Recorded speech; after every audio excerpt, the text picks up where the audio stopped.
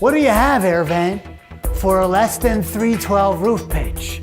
Can you have too much ventilation? Can the edge vent be moved up the roof, away from the edge of the roof? Will power fan depressurize the living space? What length nail does AirVent recommend?